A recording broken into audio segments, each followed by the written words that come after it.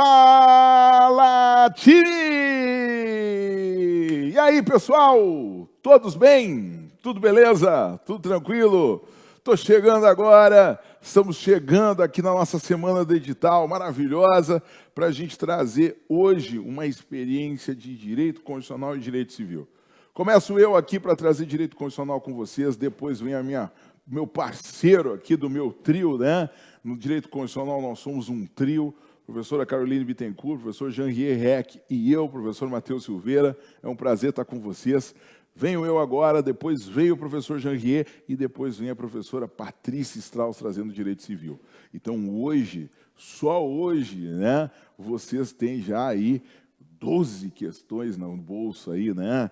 6 de direito constitucional, 6 de direito civil, para vocês olharem e ver a importância desses conteúdos que tem no edital e a importância desses conteúdos para a prova. Hoje, a ideia é a gente fazer uma grande experiência do direito constitucional, a gente conseguir mostrar para vocês a importância, certo, do posicionamento do direito constitucional para a segunda fase, para a primeira fase da OAB, certo?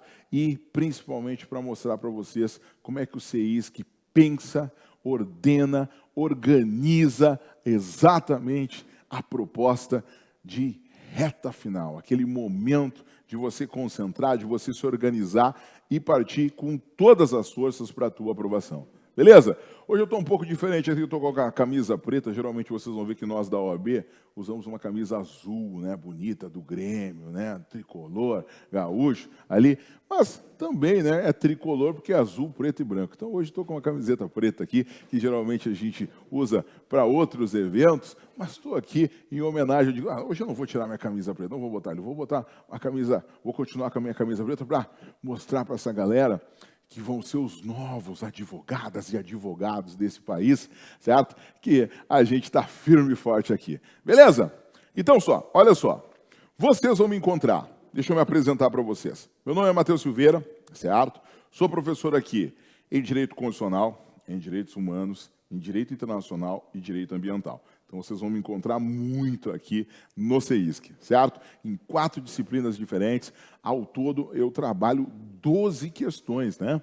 As 6 de Direito Constitucional e as 6 de 2 de Ambiental, 2 de Internacional e 2 de Direitos Humanos. Então, eu trabalho 12 questões aqui para vocês. Ou seja, eu trago aqui, em regra, né? Eu, com as minhas disciplinas, a gente faz aí quase 15% da prova, né? 15% da prova a gente traz aqui para vocês. Então, é importante a gente trazer isso. Preste atenção sempre quando a gente estiver aqui junto com vocês. E queria fazer um convite. Deixa eu ver se eu coloquei aqui. Aqui, ó, que vocês estejam todos lá nas minhas redes sociais, ó. Vai lá no meu canal do YouTube. Tem muito conteúdo para você. Eu faço várias atividades, várias ações lá no meu canal do YouTube. Fica o convite para que vocês estejam lá no professor Matheus Silveira. Se inscreve, corre lá. Vou estar esperando você lá. Tem um projeto que é específico para a OAB, que eu faço todo período de 60 e 30 dias. Projeto 12 questões. Vou estar esperando você lá no meu canal do YouTube. Vou estar esperando você no Instagram, que também é o mesmo professor Matheus Silveira. E a galera que tem TikTok, você que tem TikTok, vai lá no TikTok também, professor Matheus, cheio de conteúdo legal, cheio de conteúdo massa, direcionado para quem está estudando, para a OAB, para concurso, ou para quem já é um jovem advogado e está buscando se organizar nessas lutas diárias da advocacia. Estou te esperando lá no meu canal do YouTube, estou te esperando lá nas minhas redes sociais. Beleza? Olha só, uma coisa importante que a gente tem que saber é a importância das questões no estudo, principalmente no estudo reta final. Bom, nesse período final, as questões são muito importantes. Então, a realização de questões é algo que tem que ser intensificado nessa reta de estudos, que é a reta aí de faltando 60 dias, faltando 70 dias, 50 dias. Nesse período, é muito importante fazer questões, realizar o estudo por questões. Meu Deus! Professor, eu faço questão. Não. Olha só o que eu vou te dizer. A ideia é fazer o estudo. O estudo por questões. Então, o que é isso? Você tem que entender. O estudo por questões é você analisar as questões da banca, no caso nossa FGV-OAB, Fundação Getúlio Vargas, com o grupo específico para a prova da OAB, certo? No caso FGV, você fazer o estudo dessas questões, ou seja, você pega a questão e estuda ela. Você não só faz, mas você vê todas as circunstâncias que ela pode trazer para você, que ela pode implicar para você, que ela pode construir para você. Então, esse é o ponto, esse é o elemento, né, de quando você faz o estudo por questões. Não é só marcar o X na letra certa. É você saber por que as outras estão erradas. É você saber todos os assuntos que estão abordados no enunciado. Isso é importante na hora de você se organizar, na hora de você realizar o estudo por questões. Fazer questões é marcar o X, acertar ou errar, ver qual é o fundamento do acerto e ir embora, ir para a próxima. Estudar por questões é você pegar aquela questão e dissecar, pegar todas as informações que aquela questão traz, assuntos que a FGV trabalhou ali, mesmo que não sejam os assuntos do gabarito, sejam assuntos da alternativa A, o gabarito é D. Os assuntos da alternativa A, da alternativa B, da alternativa C, precisam virar um resumo, precisam virar informação. Por quê? Porque são assuntos importantes para a FGV. Porque dentre todos os temas do direito, ela colocou como alternativa errada aquela. Porque dentre todos os temas daquela discussão, ela colocou como alternativa errada aquela outra. Exatamente porque provavelmente ela vai colocar essa alternativa como certa em algum outro lugar. Ela vai querer discutir esse tema, essa discussão em outras situações. Então, estudar por questões é fazer um estudo complexo, melhor dizendo, completo, de toda aquela questão, certo? Para te trazer, para ela resultar em um resumo. E ao resultar num resumo, resultar numa ótima preparação para você, numa ótima estruturação de estudos para você. Beleza? Ok? Ótimo, então. Vamos lá para as nossas discussões, vamos lá para as nossas temáticas essenciais para a gente estabelecer. E para isso eu colocar uma questão aqui na tela para vocês. De olho na tela. Questão que foi do exame 39, diz assim: o governador do estado Alfa, recém-empossado, apresentou o projeto de lei à Assembleia Legislativa, no qual propõe política de proteção específicas, direcionadas a pessoas com deficiência. Então, olha só, políticas de proteção específicas para as pessoas com deficiência do seu estado, visto ser esta uma de suas pautas durante a campanha eleitoral. Com base na situação hipotética narrada no sistema jurídico constitucional brasileiro, em relação ao projeto de lei, assinale a opção correta. Então, o que eles querem é a opção correta. Letra A. A competência para legislar sobre proteção das pessoas com deficiência é matéria de interesse local e de competência dos municípios. Letra B. Os estados podem legislar concorrentemente com a União sobre a matéria. Letra C. A União pode privativamente legislar sobre a proteção das pessoas com deficiência. E letra D. O projeto de lei está de acordo com a Constituição da República Federativa do Brasil de 88. Essa é a abreviatura oficial que a FGV usa para a Constituição, certo? Constituição das Repúblicas Federativas de 88, visto que trata de matéria que texto constitucional dispõe expressamente ser afeta a competência residual dos estados. Bom, esta questão é uma questão que a gente trabalha. Vocês vão ver que o prof. Jean Rier vai trazer em aulas para vocês as discussões de competências. Eu trago quando eu vou comparar, ou vou estruturar as atribuições, por exemplo, de poderes.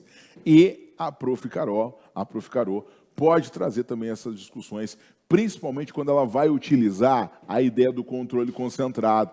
Porque quando ela vai trazer a ideia de explicar para vocês as ações de controle concentrado, muitas vezes, né, o pano de fundo, ou seja, a matéria de direito trabalhada ali, que pode provocar uma ação, por exemplo, uma ação direta de inconstitucionalidade, pode ser a incompetência, ou seja, a falta de atribuição de um ente.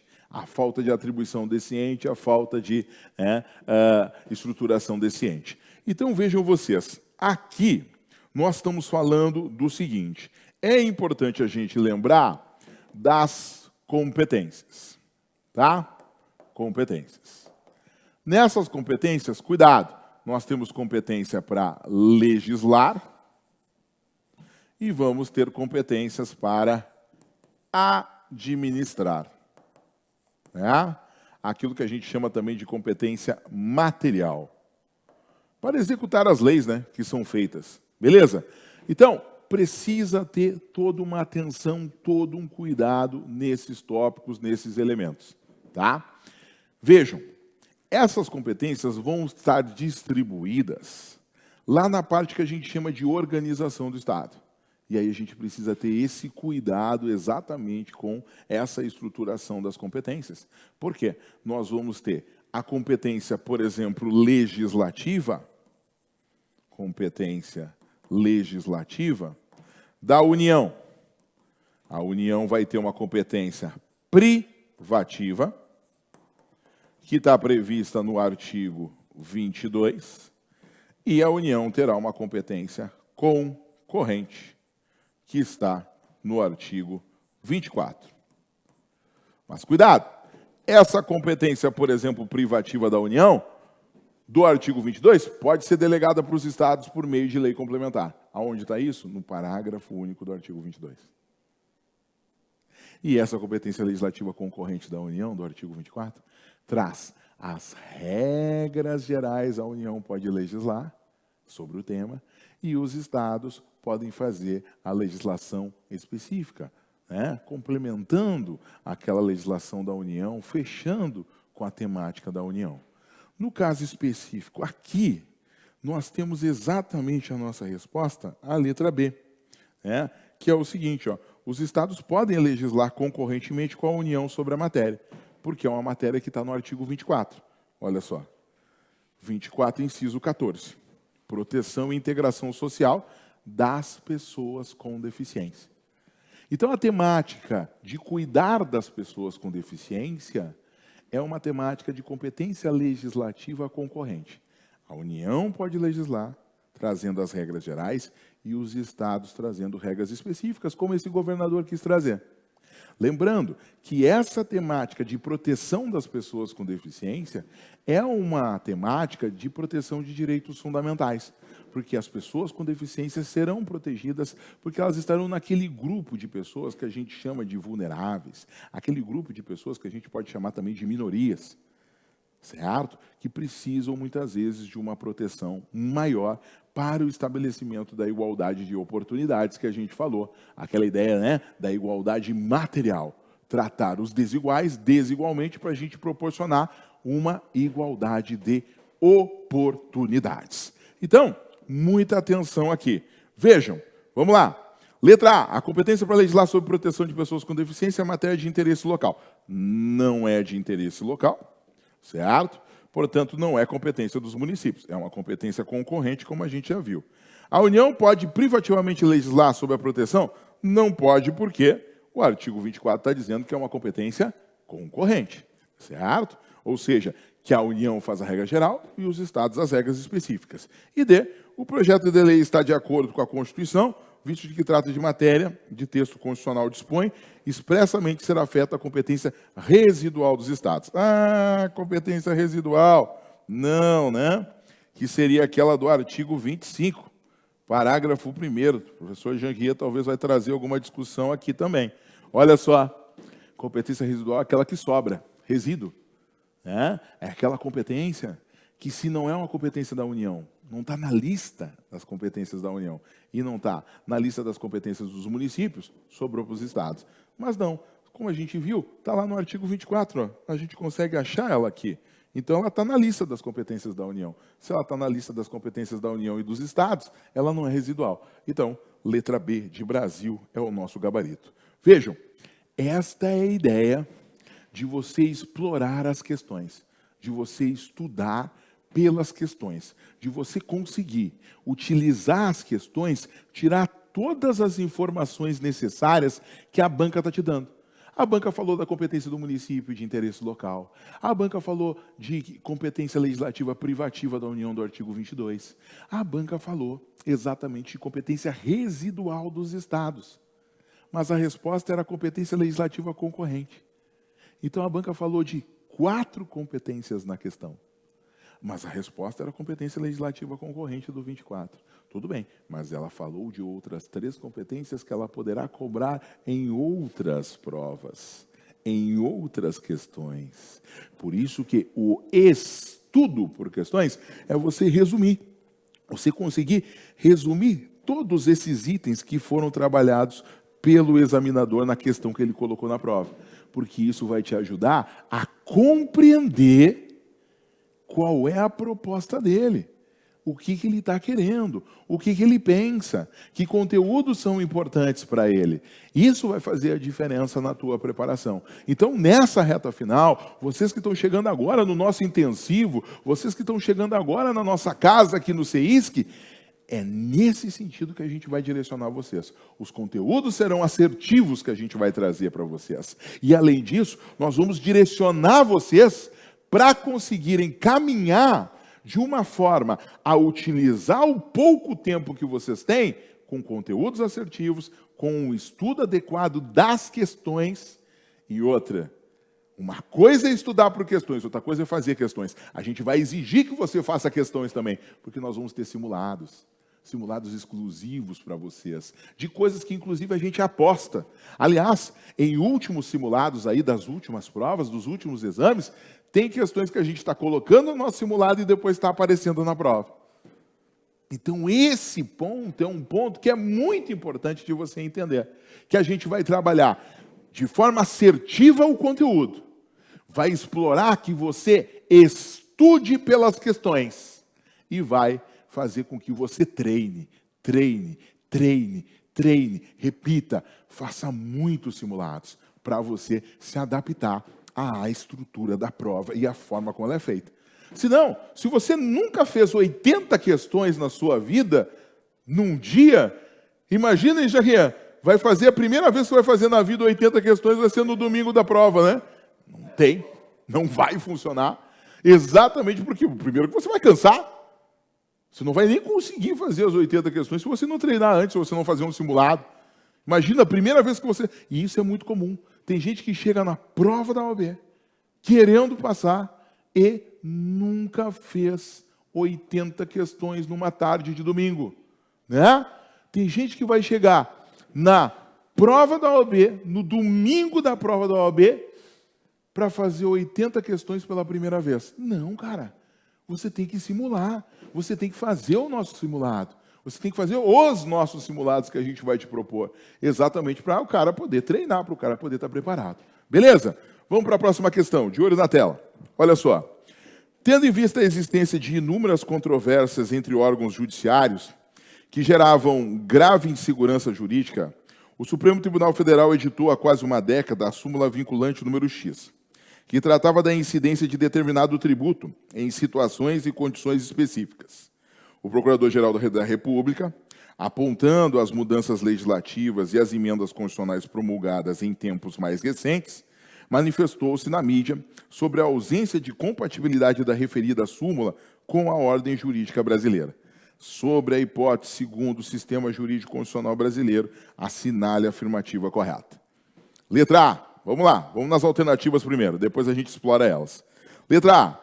Por se encontrar na esfera da Justiça Federal, um Tribunal de Justiça do Estado-membro não está obrigado a seguir as diretrizes estabelecidas da súmula vinculante em questão. Gente, súmula vinculante. Primeiro, vamos diferenciar súmula de súmula vinculante. Súmula, entendimento majoritário e pacificado de um tribunal que não tem nenhuma força vinculante nem erga omnes. É apenas um entendimento importante daquele tribunal que todos os juízes daquele colegiado sabem que já está decidido. O tribunal já decidiu sobre esse ponto. Nós vamos repetir esse ponto aplicando a súmula. Beleza, fechou. Essa é a ideia da súmula. Súmula vinculante. Entendimento estabelecido num enunciado de um tribunal, ou melhor, do STF, porque súmula vinculante só tem no STF. Entendimento estabelecido no enunciado do STF, que vincula, depois que o enunciado é publicado, da súmula vinculante, ele vincula todos os órgãos do Poder Judiciário, menos o STF, obviamente, e todos os órgãos da administração pública. A súmula vinculante vincula, tem essa força, certo? Ela vale, ela é quase como uma lei, certo? Então vejam, o STF editou uma súmula vinculante. Aí está dizendo na letra A, por não se encontrar na esfera da Justiça Federal, um Tribunal de Justiça do Estado membro não está obrigado a seguir as diretrizes estabelecidas numa súmula vinculante. Jamais. Jamais. Está obrigado sim. Todos os órgãos, coloca aí como resumo, todos os órgãos do Poder Judiciário devem cumprir os enunciados de súmula vinculante. Todos os órgãos do Poder Judiciário devem cumprir os enunciados de súmula vinculante. B. Letra A está errada, portanto.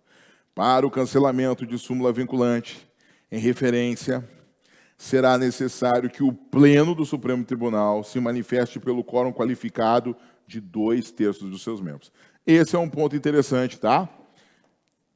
É esse o gabarito, tá bom? É esse o gabarito, tá? É essa previsão mesmo, prevista, né, ali no 103A, tá bom? Mas ali está estabelecido isso, ou seja, para revogar esse tópico, né, as súmulas vinculantes, nós vamos precisar do Pleno do Supremo, exatamente por 2/3 dos seus membros. Beleza? Se, ainda que o Supremo Federal entenda que o teor da súmula vinculante não mais se coaduna com a ordem constitucional, somente poderá apreciar seu cancelamento se provocado por algum agente legitimado. Não, né? O Supremo mesmo pode, o entendimento de um novo ministro ou uma mudança de posicionamento do ministro pode se provocar exatamente, né, o cancelamento ou a revisão, a mudança da súmula. Então, outra justificativa que a gente acaba de fundamentar. E na letra D, a fim de obter o cancelamento da mencionada súmula vinculante, deverá o Procurador-Geral da República provocar o Supremo por meio de uma ação direta de inconstitucionalidade. Não. Existe um procedimento que é para a revisão ou cancelamento da súmula vinculante, previsto na própria lei da súmula vinculante. Certo? Então, não é necessário, né, uma ação direta de inconstitucionalidade contra a súmula. É necessário se questionar o Supremo se ela continua aplicável, se não é caso de cancelá-la, se não é caso de revisá-la. Esse é o ponto, esse é o elemento. Então, a gente vai aplicar aqui a letra B de Brasil, trazendo exatamente o estabelecimento do artigo 103A. E aí eu estou trazendo um negócio interessante aqui, ó. Cuidado com esses 2/3 no Poder Judiciário, tá? Por exemplo, para recusar o juiz mais antigo em promoção por antiguidade, nós vamos precisar 2/3 do órgão especial, né, ou do Tribunal Pleno. Também, para recusar, né, a repercussão geral do recurso extraordinário, 2/3 também a gente vai precisar, né? E também a mesma coisa do recurso especial, né, na questão dos recursos repetitivos. Então, 2/3 a gente vai usar nessas situações no Poder Judiciário. Cuidado com isso. Tem um mnemônicozinho aqui, tem uma ideia, né, do quórum de 2/3, trazendo a ideia do RE, de recusar, né, recurso. Recusar e recurso nós vamos usar no Poder Judiciário. Cuida com isso. Letra B de Brasil, B de bola é o nosso gabarito. Próxima e última questão que eu separei aqui para vocês. Certo? Vamos dar uma olhadinha. De olho na tela. O Ubirajara é membro de uma comunidade indígena, situada em terras regularmente demarcadas, ali vivendo conforme as tradições dos seus ancestrais. Em determinado momento, ele resolveu tentar nova vida em uma cidade brasileira, Sem recursos para dar início a esse projeto, decidiu vender a terra em que habitava desde o seu nascimento para um grupo de agricultores que pretendem ali se instalar definitivamente. Sob a hipótese narrada, segundo a ordem jurídico-constitucional brasileira, assinale a afirmativa. Correta. Vejam só, o Ubirajara é membro de uma comunidade indígena, situada em terras que estão regularmente demarcadas, ali vivendo conforme suas tradições, e o Ubirajara quer tentar uma nova vida. Cansou, da tribo. Vou para outra. Vou mudar aqui. Vou para uma outra vibe. Bom, o Ubirajara resolveu, tem aqui o meu lugarzinho aqui na aldeia, a minha oca aqui, minha casa, minha oca, meu lugar aqui na aldeia, meu espaço aqui. Vou resolver vender esse espaço aqui. Certo? Será que ele pode fazer isso, Ubirajara? Será que ele pode negociar esse espaço ali? Vamos dar uma olhadinha, nas discussões. Letra A. O Ubirajara somente poderá dispor das terras se a alienação, ou seja, a venda, comprovadamente atender aos imperativos da ordem econômica brasileira. Gente, as terras indígenas,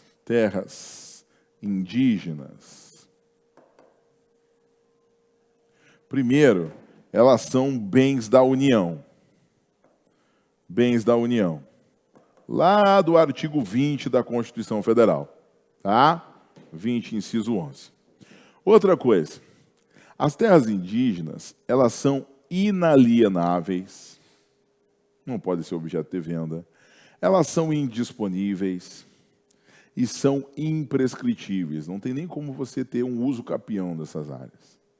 E além disso, além delas serem bens da União, terem essas três características de inalienáveis, indisponíveis e imprescritíveis, a gente tem que lembrar que o Ubirajara e os outros membros da tribo, eles têm o usufruto das riquezas do solo, dos rios e dos lagos. Eles têm a posse, certo? Com o usufruto das riquezas, beleza? Eles não têm, certo, a propriedade. Se eles não têm a propriedade, não podem vender. É óbvio que elas são inalienáveis, a gente já sabe que elas são inalienáveis, elas são imprescritíveis, elas são inalienáveis, imprescritíveis e indisponíveis.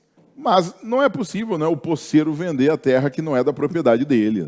Então esse é um ponto importante, esse é um elemento. Tá? Vamos lá. Então, na letra A, o Jean está chegando aí já está botando o seu microfone aí, para se organizar, e a gente já vai fazer a nossa troca aqui. Eu vou terminar aqui e a gente já vai trocando. Letra A. O Ubirajara somente poderá dispor das terras se a alienação comprovadamente atender aos imperativos da ordem econômica. Não, ele não pode dispor das terras. O 231 já diz, ele não pode. B. O Ubirajara, caso figure como proprietário das terras no registro de imóveis da localidade, poderá aliená-las, assegurado o direito de participação da comunidade ao valor da venda.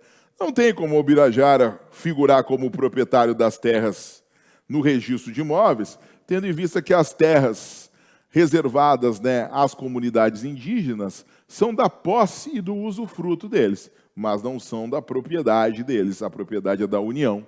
Certo? Então, se a propriedade é da União, no registro de imóveis, quem vai estar registrado é a União. Senão, não teria como nós termos uma reserva do indígena constituída. Se ela está regularmente demarcada, essa área é da União. Senão, não tem. Certo? Cai esse problema lá na Procuradoria, lá, Jean? Hein? Cai, né? Isso aí é da FUNAI, né? Esse problema é da FUNAI, né? O Jean é procurador federal. Ele é o cara que trabalha para a União, para defender as autarquias. A Fundação Nacional do Índio é uma autarquia e vai se preocupar disso, certo? Então, demarcadas as áreas são da União. Quem provavelmente vai se preocupar com isso vai ser a FUNAI, talvez a AGU venha junto com isso, Não sei quem tem essa responsabilidade. Beleza? Vamos para C.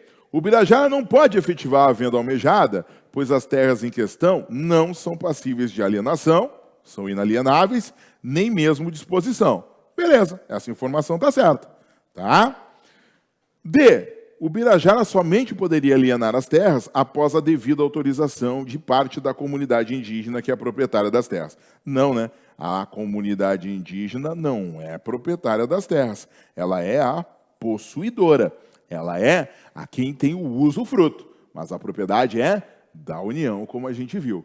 Portanto, vejo que o nosso gabarito é letra C de CISC, letra C de casa, trazendo exatamente o artigo 231 da Constituição Federal. São reconhecidos aos índios sua organização social, costumes, línguas, crenças e tradições, e os direitos originários sobre as terras que tradicionalmente ocupam, competindo à União demarcá-las, protegê-las e fazer respeitar todos os seus bens. Parágrafo 4º. As terras de que trata esse artigo são inalienáveis, indisponíveis e os direitos sobre elas imprescritíveis. Por exemplo, não cabe uso capião nessas áreas. Certo, pessoal? Beleza?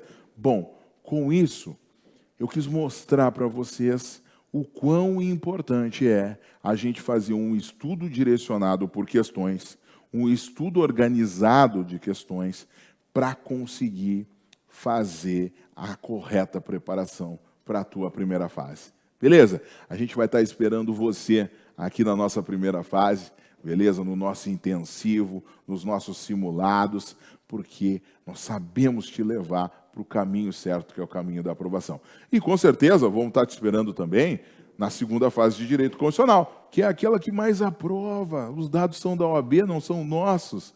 Direito Constitucional, mesmo que você tenha um pouquinho de medo, na verdade nem é medo, é receio, porque você viu Direito Constitucional lá no início da faculdade, né? Não tenha não. A gente vai te pegar na mão e vai te levar à aprovação nessa segunda fase. Beleza? Estou esperando todos vocês. Um forte abraço, certo? E vamos lá. Deixa eu sair aqui. Genria está vindo. Tá? Aqui, ó. Está na sequência aqui. Maravilha. Tu vai pegar aqui com... Peraí. Vamos...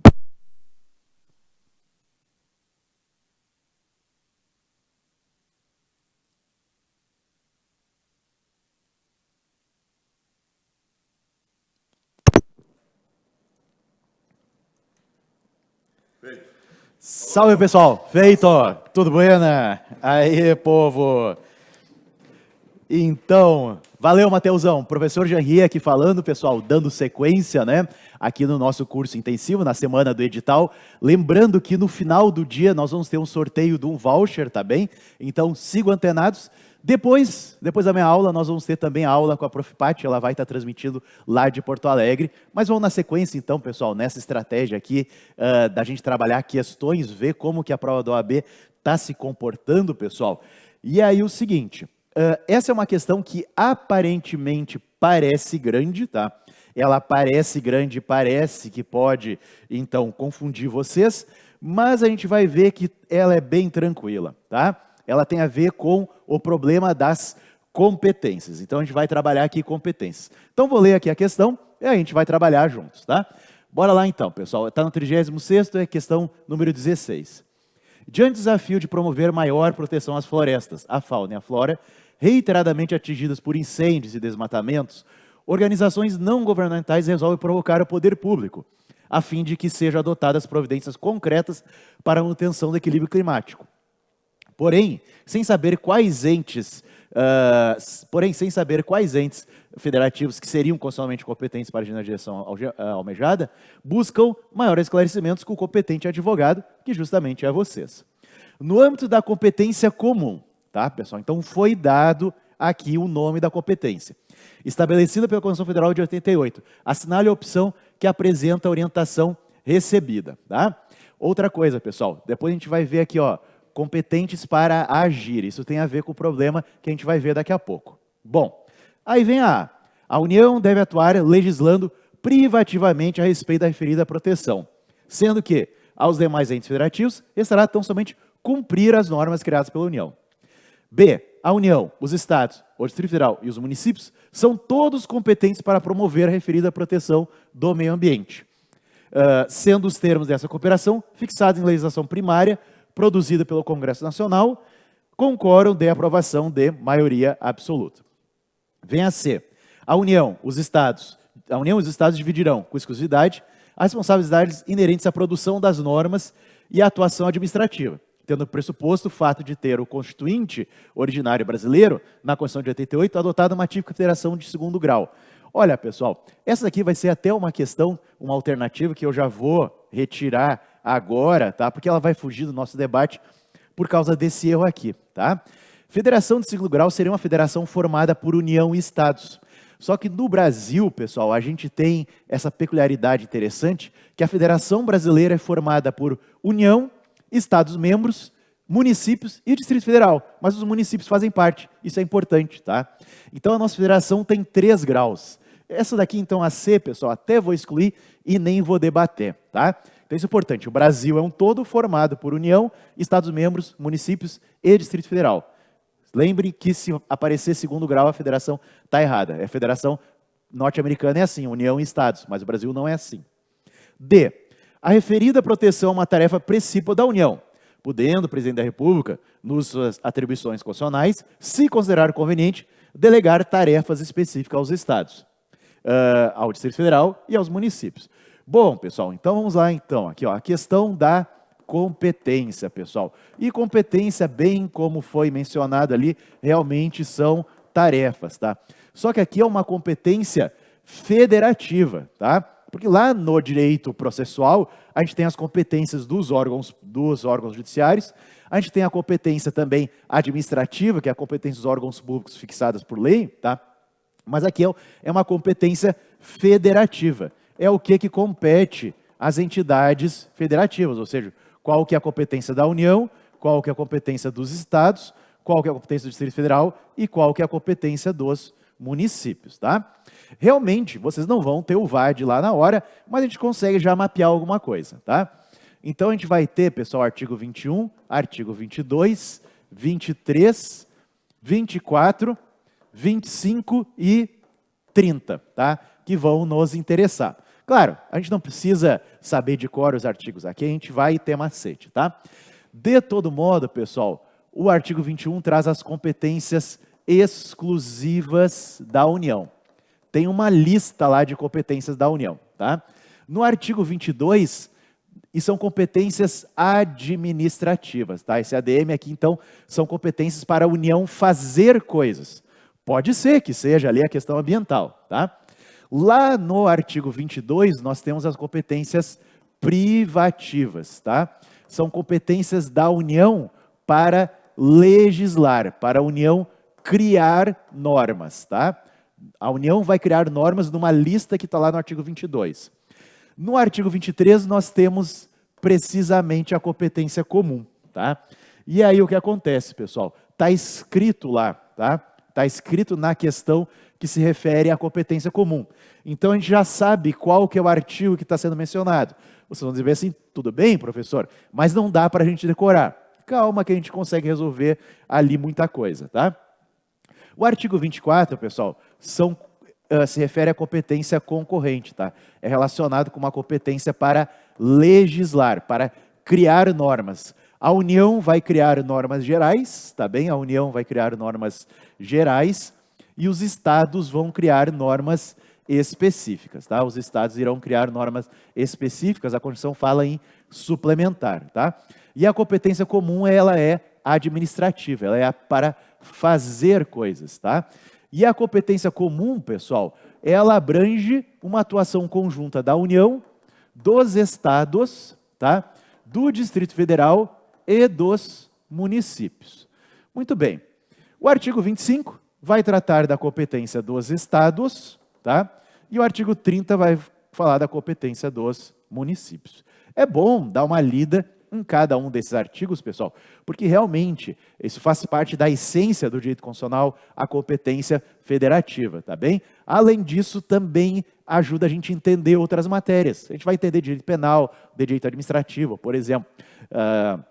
Só a União pode legislar sobre desapropriação, sobre licitação. A gente vai ver lá que só a União pode legislar sobre crime, inclusive crime de responsabilidade. Então, a gente aprende bastante coisa, tá? Então, o artigo 21 vai trazer as competências exclusivas à atuação da União. O artigo 22, então, matérias onde a União irá criar normas, e, em princípio, Estado e município não criam normas sobre essas matérias. E aí vem direito civil, comercial, penal, processual, eleitoral, agrário, marítimo, tá? Desapropriação, águas, energia, informação, telecomunicações, tá? E aí, finalmente, vem o artigo 23, tá? O artigo 23 traz tarefas. São tarefas da União, dos Estados e dos municípios, ao mesmo tempo, tarefas executivas, coisas que eles têm que fazer, tá? É competência comum da União, Estados, Distrito Federal e municípios, zelar pela guarda da Constituição, cuidar da saúde e assistência pública e pessoas portadoras de deficiência, tá? Claro, a nomenclatura moderna é pessoas com deficiência, tá? Proteger os documentos, as obras e outros bens de valor histórico, artístico e cultural, tá? Impedir a evasão, a destruição e descaracterização de obras de arte, tá bem? Proporcionar meios de acesso à cultura, à ciência, à tecnologia, e vem aqui, pessoal, proteger o meio ambiente e combater a poluição e preservar as florestas, a fauna e a flora, tá? E então, pessoal, essa tarefa da proteção ambiental é uma tarefa comum à União, Estados e municípios. Os 3 entes federativos, mais o Distrito Federal, os 4 entes federativos têm que atuar conjuntamente para a proteção do meio ambiente, tá? Fomentar a produção agropecuária, moradias, pobreza, tá? E a questão de fiscalizar o uso da água. A União vai legislar sobre a água, mas quem vai fiscalizar o uso da água e dos minerais vai ser todos ao mesmo tempo, tá bem? Bom, pessoal, então voltando ali para o meu esquema, tá? Por mais que seja difícil da gente memorizar isso, tá? A gente vai ter algumas tarefas da competência comum que são tão importantes que tem a ver com o Brasil todo. Então imaginem que o Brasil todo dá importância para essas matérias aqui, pessoal. Saúde, tá? Educação, tá bem? Proteção do meio ambiente, tá? Que é justamente a resposta à questão. A questão, de novo, da assistência social, tá? A questão da assistência social, a questão das moradias, tá? A questão da preocupação com a moradia. Então essas são competências, pessoal, que interessam para todo o Brasil. E se interessam para todo o Brasil, são competências comuns, são competências que a União, os estados e o Distrito Federal e os municípios vão atuar conjuntamente, por isso o nome comum, tá bem? Bom, mas a gente ainda tem um detalhezinho, olha só, voltando para a questão ambiental, tá? Imaginem que está a União, o Estado e o município atuando juntos para proteger o meio ambiente. Pode dar conflito, tem que fazer uma divisão interna ali de tarefas, tá? E como é que vai se dar essa divisão interna de tarefas? Justamente, pessoal, através ali do parágrafo único, tá? Olha só. Leis complementares fixarão normas para a cooperação entre a União e os Estados e o Distrito Federal e os municípios, tendo em vista o equilíbrio, desenvolvimento e bem-estar em âmbito nacional, tá? Então, essas competências aqui, a não ser que tenha uma outra parte da Constituição que diga que pode ser por lei ordinária, mas essas competências aqui, elas serão distribuídas via lei complementar. Tá aqui, ó, lei complementar, tá?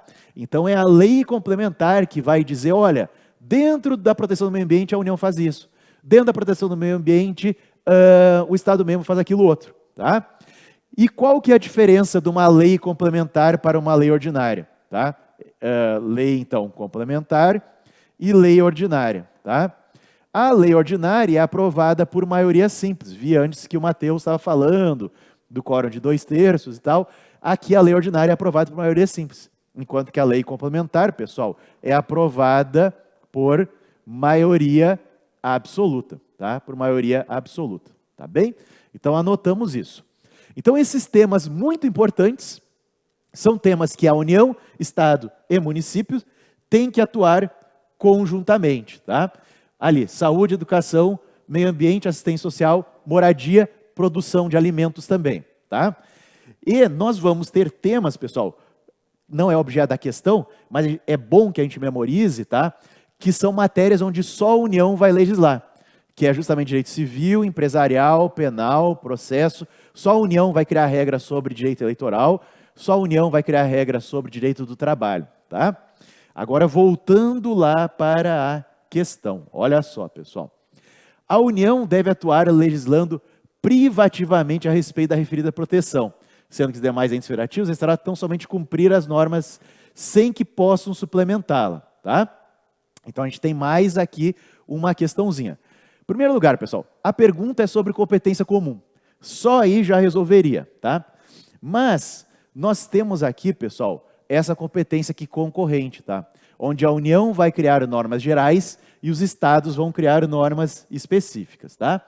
E aí, pessoal, vem aqui, tá? Compete à União, aos estados e ao Distrito Federal legislar concorrentemente, tá? Significa que a União vai criar normas gerais e os estados normas específicas. E aí vem justamente aqui o inciso 6, ó.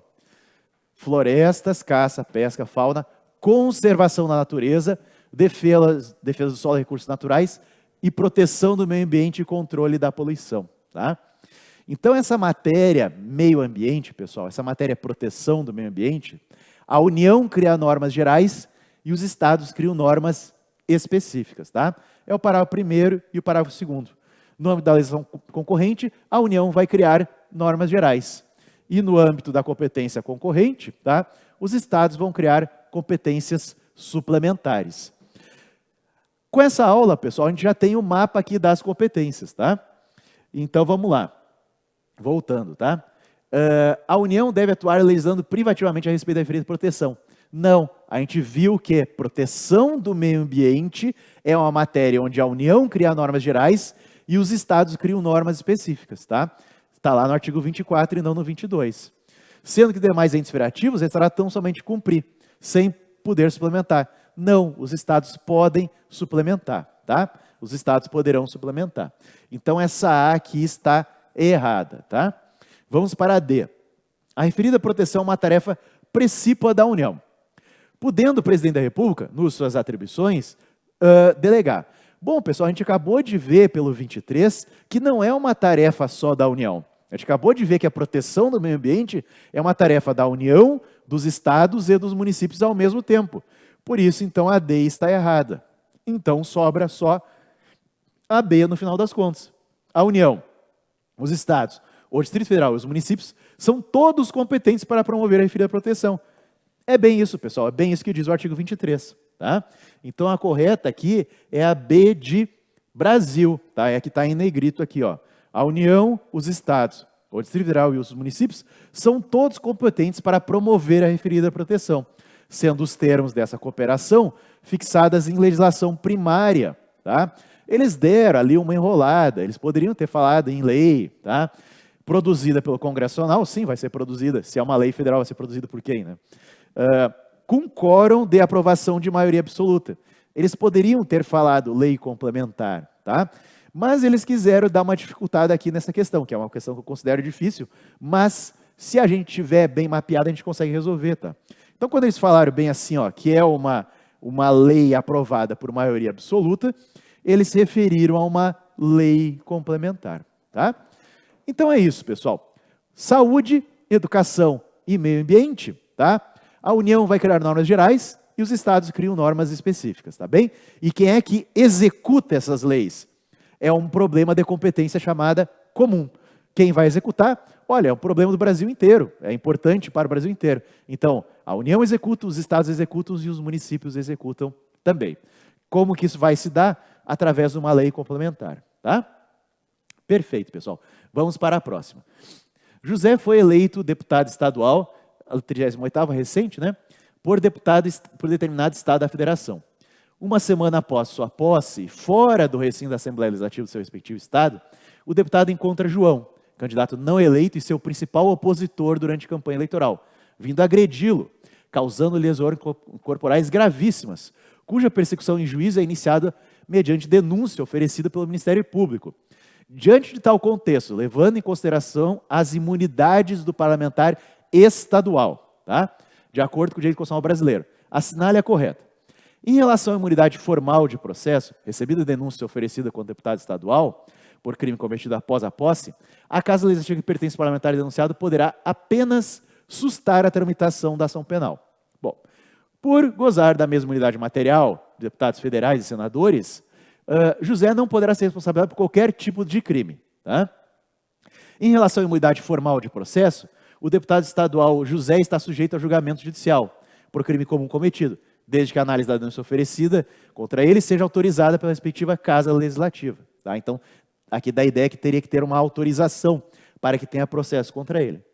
Por não possuir as mesmas unidades formais de deputados federais e senadores, mas apenas a imunidade material relativa aos atos praticados em razão de seu mandato, o deputado estadual José será julgado pelo crime comum cometido, não sendo possível que seja sustada a tramitação da ação penal. Tá bem? Bom, pessoal, então o que acontece? É um deputado estadual, tá? E aí, o problema aqui é quais são as imunidades desse deputado estadual, tá? As imunidades do deputado estadual, pessoal, são as mesmas do deputado federal, salvo a questão do foro, tá? Aqui não é no STF e outra Constituição não define, tá? Então veja, olha só, deputados estaduais, tá? Será de 4 anos o mandato dos deputados estaduais, aplicando-se as regras dessa Constituição sobre o sistema eleitoral, inviolabilidade e imunidades, tá? Então aqui a gente já sabe que se a gente quiser saber as imunidades dos deputados estaduais, basta a gente ver as imunidades dos deputados federais e senadores, tá? Então aqui, pessoal, vamos incluir os deputados federais, tá? E vamos incluir aqui os senadores também, tá? Bom, as imunidades estão lá no artigo 53 da Constituição Federal, tá? As imunidades estão lá no artigo 53 da Constituição Federal, tá? E aí, pessoal, nós vamos ter uma ramificação: imunidade material e imunidade formal. Vou só colocar um pouquinho mais para cima aqui, tá? Imunidade formal / processual, tá? Na imunidade formal, pessoal, na imunidade material, perdão, o crime não existe, tá bem? Por isso o nome material. Não há crime. É algo que se o Janrier faz, é crime. Mas algo que se o deputado faz, não é crime. Só que acontece, pessoal, é algo bem estrito. Essa imunidade material ela é pequena, tá? É uma imunidade relacionada com as opiniões, palavras e votos, tá? Opiniões, palavras e votos apenas, tá? Está relacionado com os crimes de calúnia e injúria, tá bem? Calúnia e injúria, tá? E variados, mas não tem a ver com outros crimes. Então, se o sujeito, por exemplo, utilizando o seu discurso, ele combinou roubar um banco, alguma coisa assim, não tem imunidade nenhuma, tá? Não tem imunidade nenhuma para agredir outras pessoas. Não, a imunidade é só com relação à calúnia e injúria. E mais, pessoal, no exercício da função. Não precisa ser dentro do parlamento, tá? Mas tem que ter a ver com ser deputado. Então, se eu sou um deputado e, ao fiscalizar a administração pública, eu acuso colegas e outras autoridades de corrupção, estou dentro da minha função. Agora, se eu sou deputado e falo da família do outro, pratico atos de racismo, de algum tipo de discriminação, bom, já não estou mais exercendo minha função de deputado aqui. E aí, estou fora do campo da imunidade, tá? Na imunidade formal, pessoal, o crime existe, tá? O crime existe, tá bem? Só que existe algumas vantagens, tá? Para o deputado.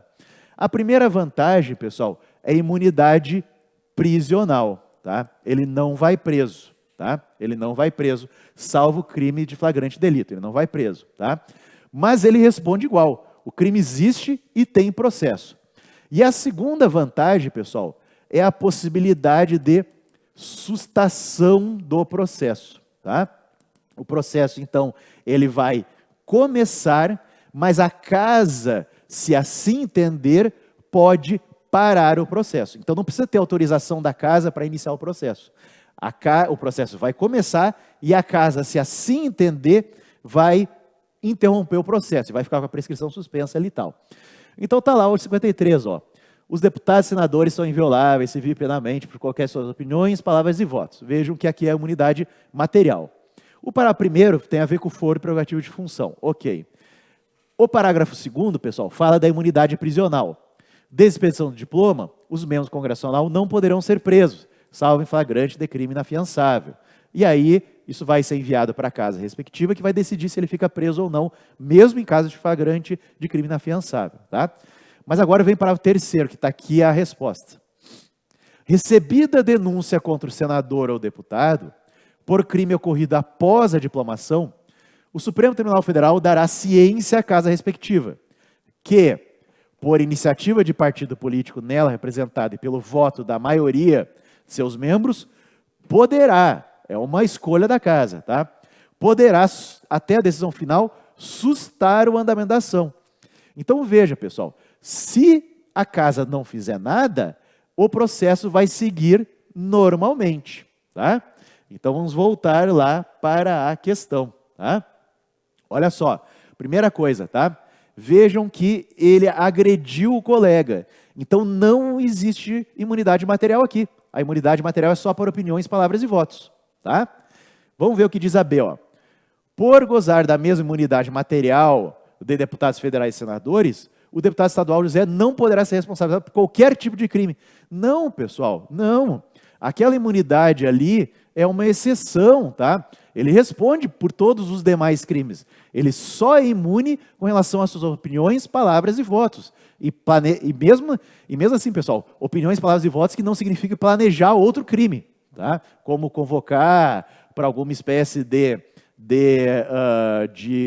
instabilidade das instituições democráticas, como planejar ali um outro tipo de crime, planejar um crime contra a administração pública. Bom, isso não é imune, tá? E também não é imune crimes de preconceito, esse tipo de coisa, né? C. Em relação à imunidade formal de processo, ok, o deputado estadual José está sujeito a julgamento judicial pelo crime comum cometido, desde que a análise da denúncia oferecida contra ele seja autorizada pela respectiva casa. Não, pessoal, a gente viu que o processo segue normalmente, tá? O processo segue normalmente, a não ser que exista sustação, tá bem? Por não possuir as mesmas imunidades formais de deputados federais e senadores, ele tem, mas apenas imunidade material relativa a atos praticados, o deputado estadual José será julgado pelo crime comum cometido, não sendo possível que seja sustada a tramitação. Então, eles já deram ali a resposta, tá? Que tem a ver com tramitação. Ele tem, sim, as mesmas imunidades formais e materiais, tá? Salvo o foro. Então, só sobrou a A, pessoal. A A aqui é a correta, tá? Ó, a A é correta. Em relação à imunidade formal de processo, recebida a denúncia oferecida contra o deputado estadual José, por crime cometido após a posse, na verdade, bastaria que fosse após a diplomação, tá? A casa legislativa que se pertence ao parlamentar denunciado poderá, não é obrigatório, poderá apenas, porque é só isso que dá para fazer mesmo, tá? Sustar a tramitação da ação penal. Então, essa é a resposta correta. Então, lembrando, pessoal, deputados federais, deputados estaduais e senadores têm imunidade material. Crime não existe, é só com relação com opiniões, palavras e votos, tá? Eles também têm algumas vantagens processuais, que se chamam de imunidade formal / processual, tá? Eles não vão ser presos, salvo flagrante delito de crime inafiançável, e existe a chance, a possibilidade, se os colegas assim aceitarem, casa, né, pessoal, ou é a Câmara dos Deputados, ou é o Senado, ou é a Assembleia Legislativa, se os colegas assim decidirem, aí eles vão sustar o andamento da ação penal, tá? Mas é uma escolha da casa e o partido político tem que se propor a isso. Muito bem, pessoal, respondemos então. Bora lá mais uma, tá? E a última. O Poder Constituinte derivado reformador promulgou emenda à Constituição. Eles deram, pessoal, aqui uma enrolada, né? Mas, na verdade, é o poder que o Congresso tem de criar emendas à Constituição. Pronto. Esse é o Poder Constituinte derivado reformador. Promulgou emenda à Constituição, inserindo um novo direito fundamental na Constituição de 88. No caso, trata-se de norma de eficácia limitada, necessitando, portanto, de lei regulamentadora a ser produzida pelo Congresso Nacional. Em razão da total inércia do Poder Legislativo, tendo decorrido 4 anos desde a criação da emenda, uma associação de classes legalmente constituída em funcionamento há mais de 10 anos, cujo estatuto prevê a possibilidade de atuar judicial e extrajudicialmente no interesse de seus associados, que não estariam sendo contemplados em razão da referida inércia, procura você, como advogado, para que busque uma forma deles fruírem do direito. E aí vem a A. Somente poderá ser alcançado com a impetração de mandado de junção, por iniciativa individual de cada um dos associados, em seus próprios nomes, junto ao STF. B. Poderá ser alcançado com a impetração de mandado de junção coletivo, pela referida associação, em seu próprio nome, junto ao STF. Então, notem que a questão falou em mandado de junção já. C. Somente será alcançada após o Congresso Nacional produzir lei regulamentadora, referente à norma constitucional de eficácia limitada. D. Será possível com o ajuizamento de uma ação civil pública, que tenha como pedido ali a exigência que o Congresso produza a lei.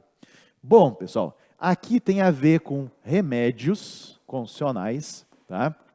Quais são os remédios? Habeas corpus, tem a ver com liberdade, tá? Liberdade. Habeas data, tem a ver com informação própria, tá? Quando eu falo tem a ver, pessoal, é para tutelar esses direitos, tá? Para tutelar esses direitos. Mandado de segurança, direito líquido e certo, tá? Direito líquido e certo, tá? Nós vamos ter ação popular, tá bem? Anular ato lesivo ao patrimônio público. Anular ato lesivo ao patrimônio público, tá? Não era o caso ali. Não era o caso nem de liberdade, não era o caso de informação própria. Mandado de segurança, vou falar um pouquinho mais, tá? Não era o caso de ação popular, porque não tem um ato lesivo ao patrimônio público. E a ação civil pública tutela direitos coletivos. Bom, pessoal, o que acontece, tá? Nós vamos ter, então, finalmente, o mandado de injunção, tá? Que é o seguinte, é quando uma omissão na produção de norma inviabiliza direito fundamental, tá? E, pessoal, esse direito fundamental é um direito de eficácia limitada, tá? Vamos explicar isso. Então, o que acontece, pessoal? Alguns direitos não precisam ter uma lei. Por exemplo, liberdade, ou até pode ter, mas não precisa da lei, não é necessário para que o direito exista, tá? Então, por exemplo, liberdade de expressão. Meramente a Constituição garantindo a liberdade de expressão, ela já vai existir, já pode ser buscada no Poder Judiciário. Agora, imagine, pessoal, direito à moradia. Direito à moradia depende de que uma lei diga o que significa moradia, qual que é a extensão desse direito, como é que esse direito vai ser realizado, tá? Outro direito, pessoal, bem simples, férias. Direito a férias já está regulamentado. Mas, meramente a Constituição dizer assim, as pessoas têm direito a férias, não daria para exercer o direito, se não tivesse a CLT, tá? Por quê? Porque você precisa saber quantos dias de férias, quanto tempo tem que trabalhar até adquirir as férias, se é dia corrido, se é dia útil, tá? Então, o que acontece? Nós vamos ter direitos previstos na Constituição que demandam uma lei para regulamentá-lo, tá? Outros direitos não precisam de lei para regulamentar, aí cairia no mandado de segurança. Mas ali, pessoal, expressamente está dito que precisa de uma lei para regulamentar. Então, justamente é o mandado de junção a ação correta, tá? Uma omissão na criação de uma norma que inviabiliza um direito fundamental. Não diz qual que é o direito, diz que foi criado por emenda à Constituição, tá? Mas está lá no artigo 5º, então, inciso 71. Conceder-se-á mandado de junção sempre que a falta de norma regulamentadora tornar inviáveis esses direitos e liberdades constitucionais e prerrogativas inerentes à nacionalidade, soberania e cidadania. Está ali o mandado de junção. Não fala que pode ser individual ou coletivo ainda, tá? Quando, pessoal, faltou lei e quem deveria criar a lei é o Congresso Nacional, é o STF que vai julgar esse mandado de junção, tá? Porque às vezes pode estar faltando uma lei criada pelo prefeito e pela Câmara Municipal. Aí seria o juiz de direito, por exemplo, tá? Então tá lá, compete ao STF processar e julgar um mandado de junção quando a falta de norma regulamentadora, né, foi culpa do Congresso ou do Presidente da República, entre outros órgãos, tá? Mas, pessoal, olhando a Lei 13.300, a gente vai ver que existe um MI individual, onde eu busco o meu direito, e existe mandado de junção coletivo, tá? Por exemplo, pessoal, a greve dos servidores públicos. Está escrito lá na Constituição, o servidor público pode fazer greve nos termos da lei. E aí faltava a tal lei. E aí associações de servidores públicos ajuizaram o mandado de junção para que, então, o STF dissesse como que ia se dar essa greve. Então, veja, o artigo 12 da Lei 13.300 menciona o mandado de junção coletivo, tá? Que pode ser promovido, ou seja, impetrado, pelo Ministério Público, por partido político, pela Defensoria Pública, e aí aqui está a resposta, ó, por oração sindical, ou seja, os sindicatos, as confederações, as federações, entidade de classe, tipo OAB, Conselho dos Médicos, ou associação legalmente constituída em funcionamento há pelo menos 1 ano, tá? Sendo dispensada a autorização especial. Então, uma associação pode ajuizar o mandado de segurança, o mandado de junção, perdão, coletivo. Está previsto na Lei 13.300, tá? Então, vamos lá para as respostas, tá bem? Somente será alcançado, tá? Então temos o problema que uma emenda constitucional foi criada, falta uma lei e, portanto, aquele direito criado na emenda constitucional não pode ser exercido. Vamos para C aqui, pessoal. Somente será alcançado após o Congresso Nacional produzir a lei regulamentadora. Não, a gente tem um instrumento processual específico para isso, que é o mandado de junção. Então está errado aqui, tá? Somente será possível usando a ação civil pública. Não, está errado, porque a gente tem o mandado de junção também que é específico para isso. Então, a A e a B, pessoal, mencionam o mandado de junção. Está certo com relação a isso. Mas a A, pessoal, fala que somente por iniciativa individual de cada um dos associados. Está errado, tá? Por quê, pessoal? Porque existe o mandado de junção coletivo. E notem, é a associação que está procurando vocês, tá? Ali a pergunta do enunciado a associação tem algum instrumento para resolver esse problema? Tem, tá? Tem, ou seja, o mandado de junção coletivo, tá? Então imagine, a Associação dos Servidores Públicos que no passado ajuizaram, impetraram o mandado de junção para que os servidores públicos pudessem fazer greve, isso aconteceu mesmo, tá? E é no Supremo. Então só sobrou a B mesmo, tá? Que é realmente a certa, tá? Tá ali, ó. B, poderá ser alcançada com a impetração de mandado de junção coletivo pela referida associação, em seu próprio nome, junto ao Supremo Tribunal Federal. Em seu próprio nome é o seguinte, né? É a própria associação que, se ela ganhar, ela acaba beneficiando aquele grupo de pessoas que ela substitui, tá? Então vimos, pessoal, que essas questões aqui, que no primeiro momento eu escolhi realmente as que pareciam mais difíceis, mas a gente tendo um conhecimento bem tranquilo, indo pela lógica, tá? É 1 ou 2 artigos ali, que a gente vai ter esses artigos ali no intensivo, tá? Então, no intensivo, a gente analisa isso aqui que foi colocado, tendo esses artigos em mente, tá? Lendo ali 1 ou 2 vezes, a gente consegue entender a lógica e a gente consegue saber fazer na hora da prova, tá? Então, instrumento poderoso aí, estudar por questões. Pessoal, espero ver vocês, muito boa sorte, tá? E estaremos juntos em toda a caminhada até a aprovação. Vamos fazer também direito constitucional, pessoal. Essa matéria aqui é muito legal, tá? Em segunda fase, quando vocês aprovarem. Fechou, grande abraço para todo mundo. Oi, gente, tudo bem com vocês? Sejam bem-vindos aqui à nossa aula de questões dessa matéria incrível, maravilhosa, o nosso direito civil, que vocês, com muita frequência, gabaritam a matéria de civil. Eu e minha dupla aqui no CEISC, a Prof. Maiteco, assim, a gente recebe muito de vocês esse feedback depois das nossas aulas, aí, claro, depois da prova de vocês, prof, gabaritei o civil, né? E claro que tem várias razões pelas quais se gabarita o civil, mas eu acho que uma delas, gente, é que o civil é a nossa vida, né? O civil, ele é vida, a gente sempre fala isso. Então, o que acontece? A nossa vida diária, a nossa vida privada, o início da pessoa natural, o fim da pessoa natural, o regramento sobre pessoa jurídica também, os seus contratos, as suas responsabilidades civis, as suas obrigações, família, vejam só, as circunstâncias que ocorrem com relação aos direitos aí quando a pessoa morre, que é a parte de sucessões, enfim, então tem muito do nosso dia a dia, muito, vejam só, da nossa realidade. Então, tem, gente, muito do direito civil na primeira e na segunda fase também, para quem escolher aí o nosso civil, é a ideia de lógica. Né? Muita coisa é lógica, porque muita coisa, repito, é a vida como ela é, que é trazida, vejam só, para dentro dessa lei maravilhosa, incrível, que é o Código Civil, certo?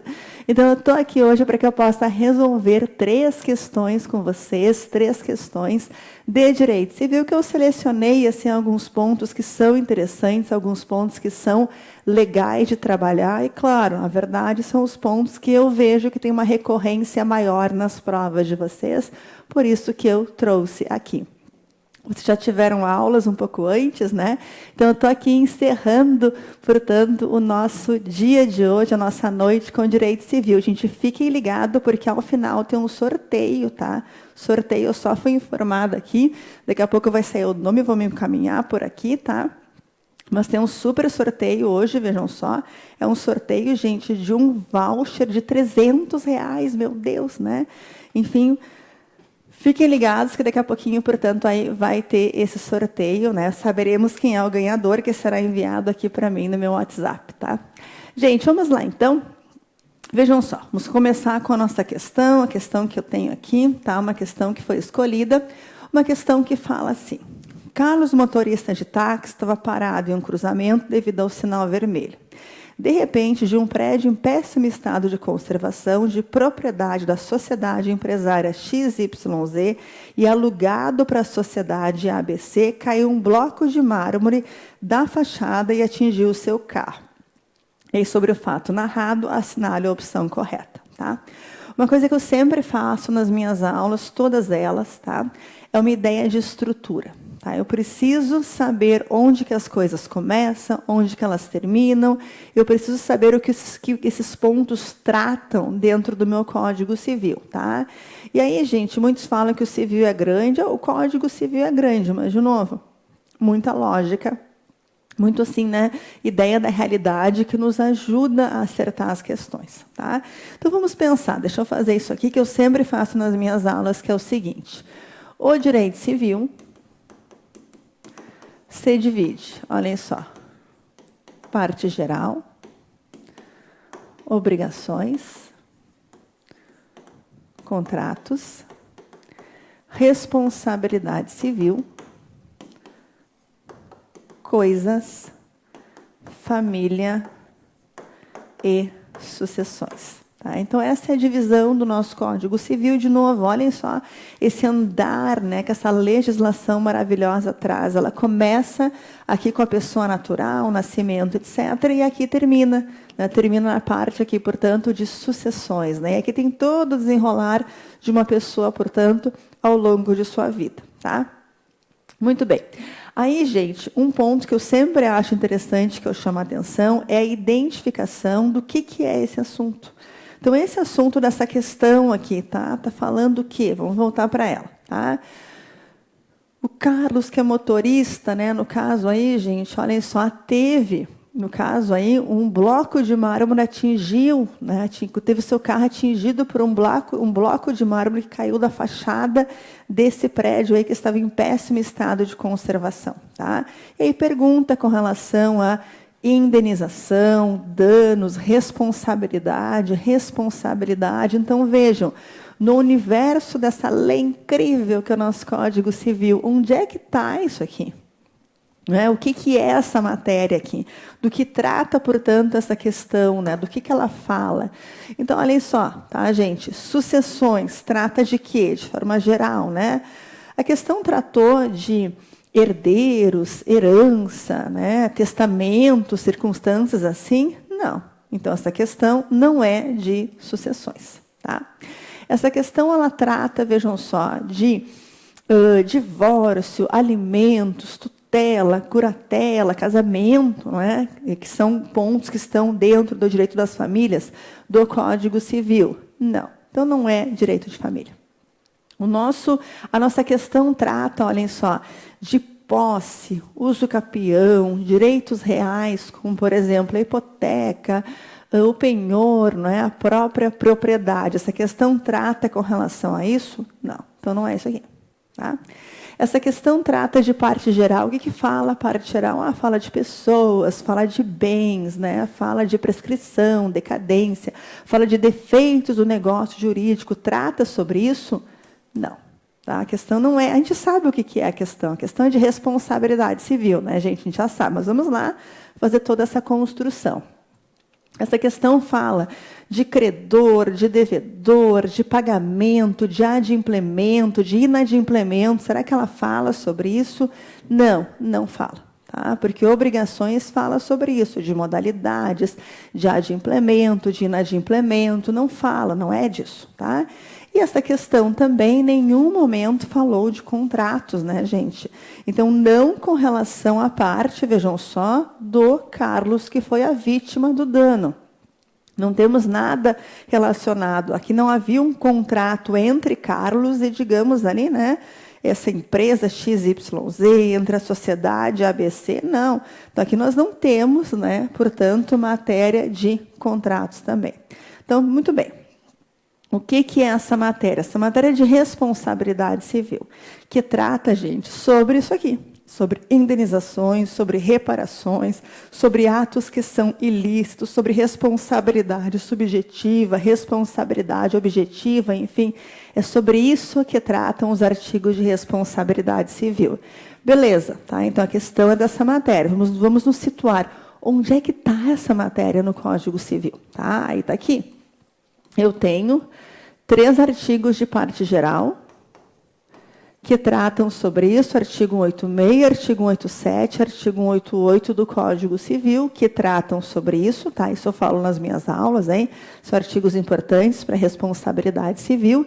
E depois do 927 ao 954 do Código Civil, estão os artigos que tratam exatamente da parte de responsabilidade civil. Então, é pequeno, né, grande na sua importância essa matéria, mas é pequena, tá, gente, com relação ao número de artigos. Beleza, não vamos reclamar, a gente está feliz, né? E é uma matéria que cai com muita frequência na prova de vocês, tá? Então, isso é responsabilidade civil, tá? Entendemos? Vamos lá. Aí, antes disso aqui tudo, vamos estudar um pouquinho, que é essa ideia. Eu tenho 3 questões, né? A gente vai entender elas aqui e também a gente vai entender a matéria, tá? Responsabilidade civil no Código Civil, gente, eu tenho 2 tipos de responsabilidade. Eu tenho a responsabilidade subjetiva e eu tenho a responsabilidade objetiva, tá? Então, aqui no 927, eu tenho no caput, tá? Vamos colocar assim, 927 caput, a responsabilidade subjetiva. E eu tenho no 927, parágrafo único, a responsabilidade objetiva. Certo? Então, gente, o que é tratado aqui? Tá? Então, eu tenho, vejam só, os meus 2 tipos. A banca de vocês gosta de falar assim, a natureza da responsabilidade. Bom, são 2 tipos, nós temos 2 naturezas, subjetiva e objetiva. A subjetiva, gente, vejam só, quando é dela, que é o 927 caput do Código Civil, é necessário que a vítima precisa demonstrar a culpa do causador do dano. Tá? Essa é a subjetiva. Então, se o João, em alta velocidade, embriagado, atropelou a Maria, por exemplo, a Maria está pleiteando indenização, a gente vai pensar numa responsabilidade subjetiva do João, no meu exemplo, tá, gente? E a partir daí, a Maria, para que ela consiga, para que seja configurada a chamada obrigação de indenizar, a Maria precisa demonstrar a culpa do João, tá? Porque essa, no meu exemplo, é um caso, sim, de responsabilidade subjetiva, tá? Beleza, agora olhem só. Eu tenho outro tipo de responsabilidade, que é a objetiva. Tá? A objetiva, gente, para a vítima, ela é, digamos assim, melhor. Por que melhor? Porque para a vítima, nós temos aqui situações nas quais ela não precisa demonstrar a culpa do causador do dano.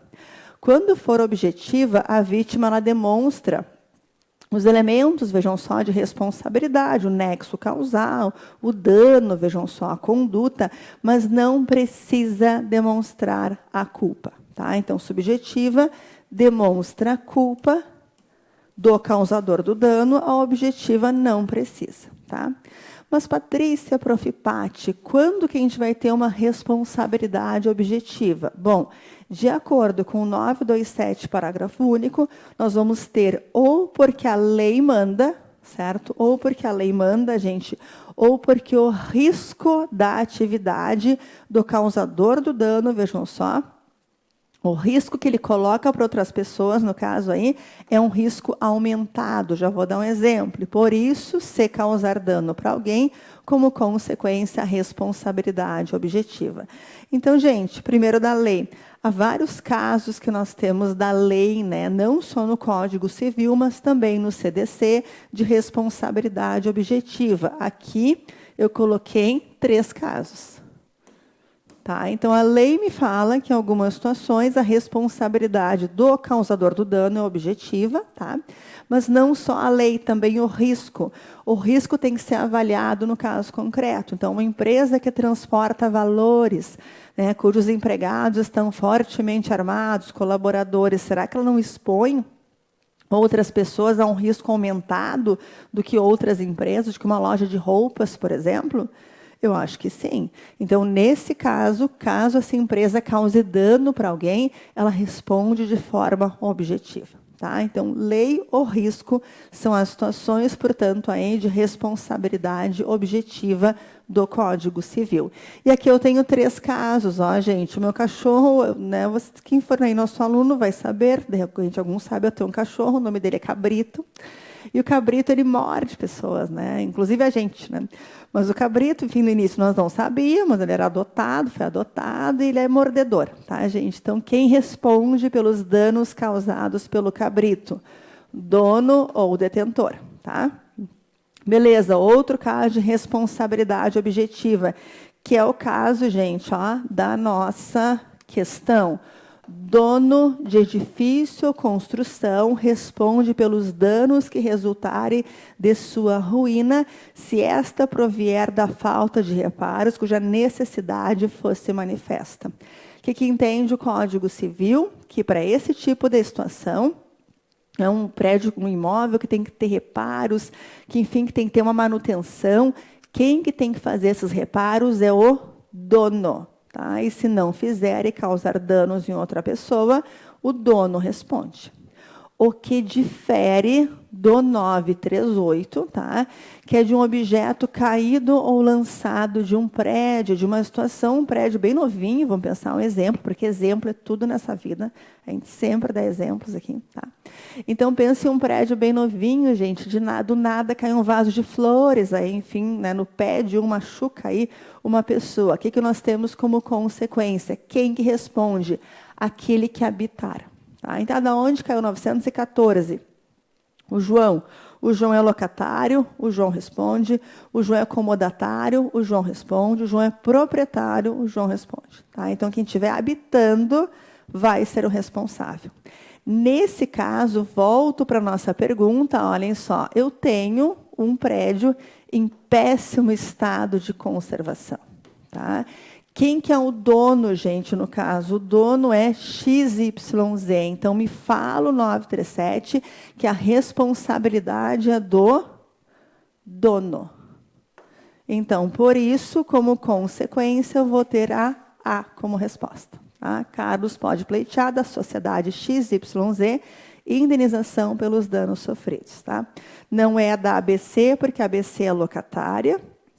Aqui não, quem responde é o dono, porque a manutenção, mais uma vez, é essa ideia do Código Civil, para que esse prédio esteja em condições, enfim, né, que preserve a saúde das outras pessoas. Então, quem tem que cuidar disso aqui é o dono, tá, gente? E aqui também, tá? Aqui não é culpa da vítima, da onde, coitado, Carlos parado, né? Então, claro que não é culpa da vítima, portanto, ficamos com a de resposta. Vamos lá, mais uma, tá? Gente, isso aqui adoram pedir para vocês.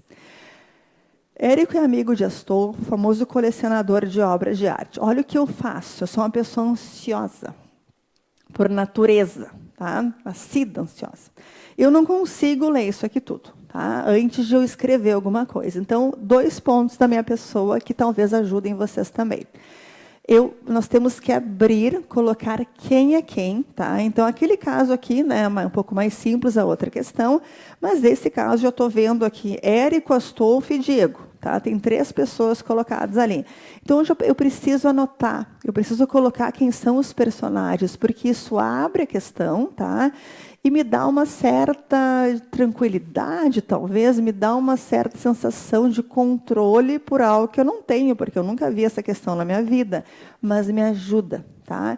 Então, além de identificar onde essa questão está na matéria, essa ideia de verificar quem é quem, né? A gente anotem quem são aí, e aí essas pessoas que estão ali, a gente vai compor e tentar encontrar a melhor resposta para que a gente consiga acertar. Então, eu tenho Érico e eu tenho Astolfo. Tá? Então, Érico é amigo de Astolfo, famoso colecionador de obras de arte. Érico, que está abrindo uma galeria de arte, perguntou se Astolfo aceitaria locar uma das pinturas de seu acervo para ser exibida na grande noite de abertura como forma de atrair mais visitantes. Astolfo prontamente aceitou a proposta e ambos celebraram um contrato de locação da obra, tendo Érico se obrigado a restituí-la já no dia seguinte. Então, veja, eu tenho Érico, locatário, e eu tenho Astolfo, locador. Tá? Aqui também a relação jurídica, vejam só. Gente, essa matéria, né, obviamente que eu já conheço, e da obrigação de restituir, isso aqui está dentro do direito das obrigações. Tá? Mas vamos lá, continuar. Então, tendo Érico se obrigado a restituí-la já no dia seguinte ao da inauguração. O aluguel fixado em parcela única foi pago imediatamente na data da celebração do contrato. A abertura da galeria foi um grande sucesso e Érico, assoberbado de trabalho nos dias que se seguiram, não providenciou a devolução da obra de arte para Astolfo. Embora a galeria dispusesse de moderna estrutura de segurança, cerca de uma semana após a inauguração, Diego, um estudante, invadiu o local e vandalizou todas as obras de arte ali expostas, destruindo por completo a pintura que fora cedida por Astolfo.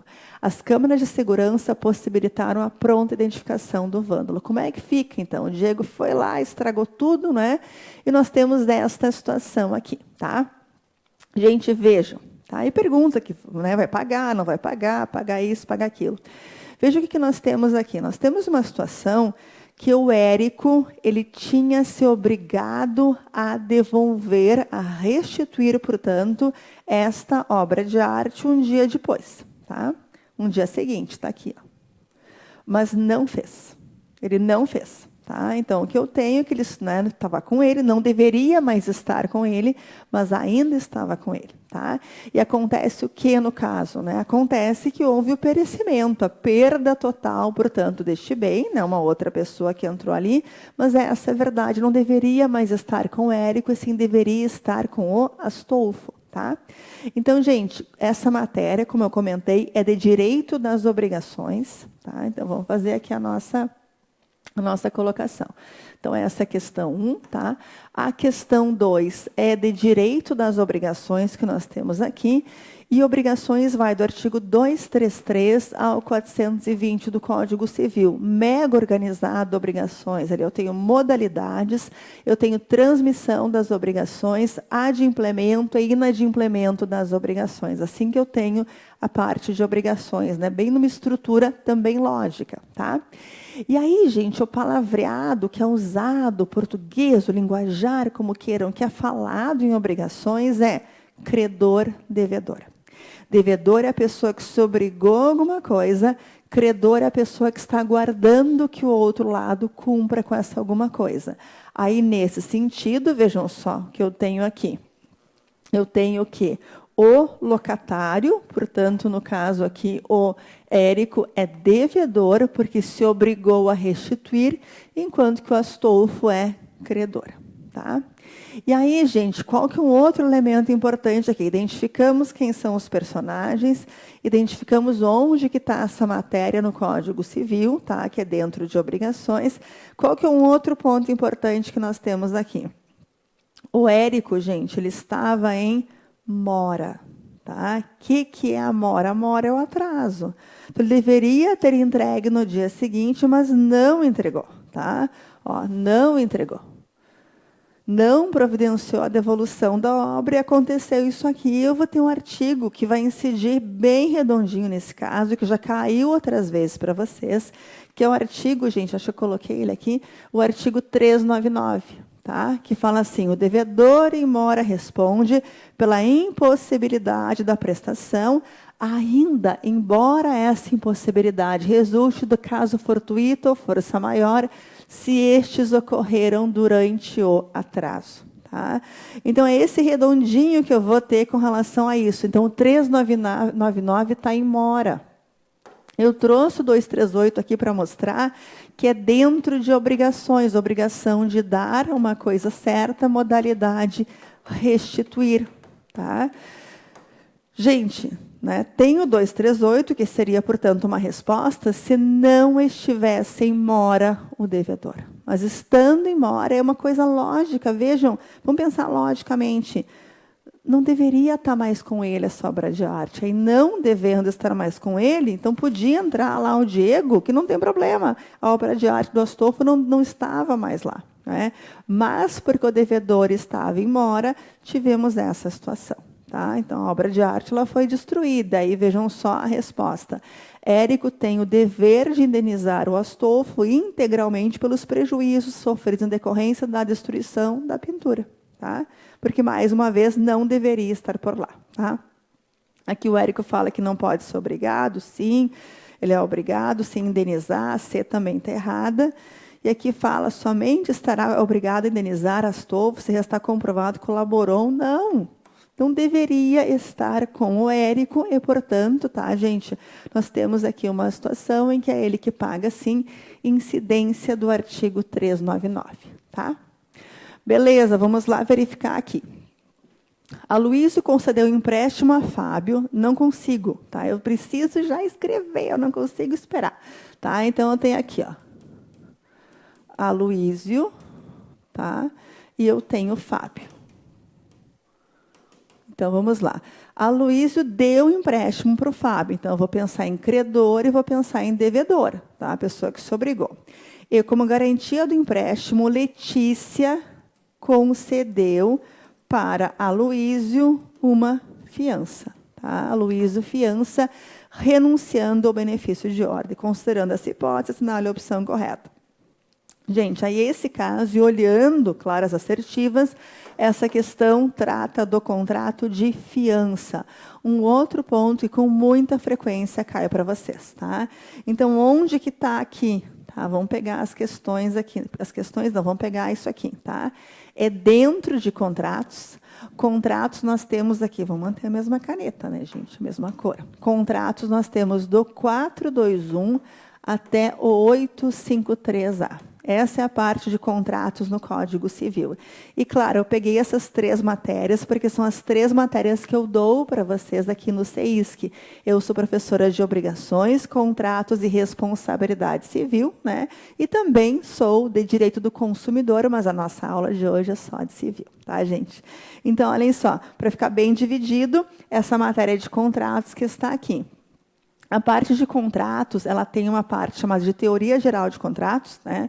Então, aí eu vou ter princípios, formação, vícios redibitórios, evicção, e depois eu tenho uma parte chamada de contratos em espécie, compra e venda, doação, né? Contrato de seguro, e também o contrato, e dentre outros, né? Mas aqui o nosso contrato de fiança, tá?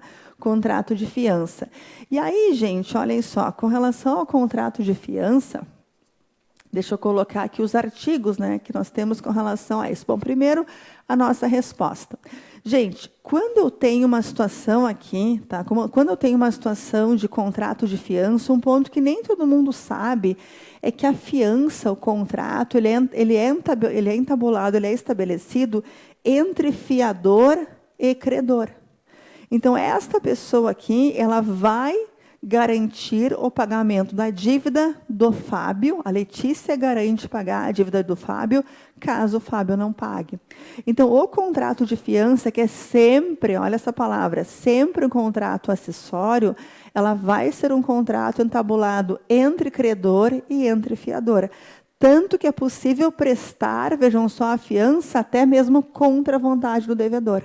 Vai a Letícia, eu quero ser fiadora, eu quero ser, né? Contrata com a Aloísio e o Fábio pode, inclusive, nem ter que consentir, tá? É possível que isso aconteça, tá? Porque o Código Civil permite.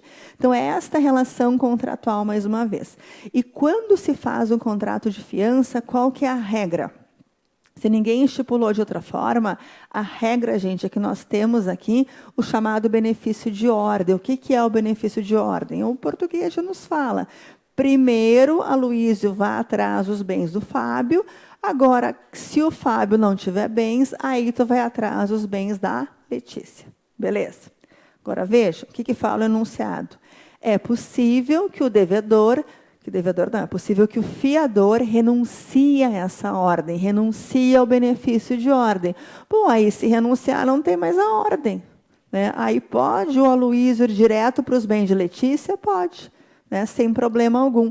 Que é, inclusive, a resposta, né, gente? Aqui, ó. Ao renunciar ao benefício de ordem, Letícia não poderá alegar que primeiro sejam executados os bens do Fábio, porque, na verdade, não temos mais essa ordem. E eu tenho isso aqui, ó, aqui o 827, que é o que fala do benefício de ordem, tá, gente, o que é ele, mas depois fala que não aproveita o benefício a um fiador se ele renunciou, que foi o que aconteceu, portanto, naquele caso ali, né, que fala o enunciado.